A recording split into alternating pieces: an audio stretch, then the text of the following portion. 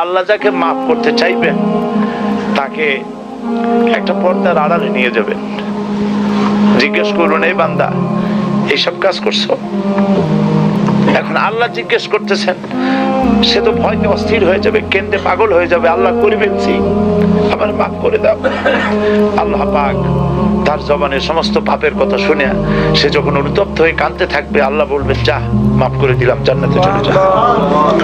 এইটা হচ্ছে হিসাবে ইয়াসির। আল্লাহুম্মা হাসিবনি হিসাবান ইয়াসিরা। কাবা শরীফ মানুষ যখন তাওয়াফ করে, এই তাওয়াফের ষষ্ঠ তাওয়াফে একটা দোয়া আছে। এই দোয়া আমি যখনই পড়ি আমি চোখের পানি রাখতে পারি না। ষষ্ঠ চক্কর একটি দোয়া আছে, দোয়াটা হচ্ছে, আল্লাহুম্মা ইন্না আলাইয়া হুকুকান কাসীরান ফীমা বাইনি ওয়া বাইনাক।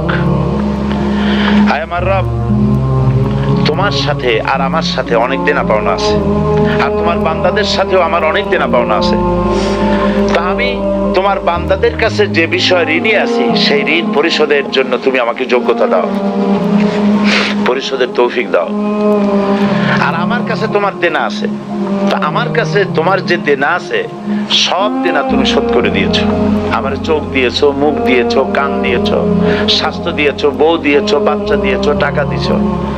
আমার কাছে সৃষ্টি করে তোমার যা দেনা ছিল তুমি সব তো শোধ করে দিয়েছো।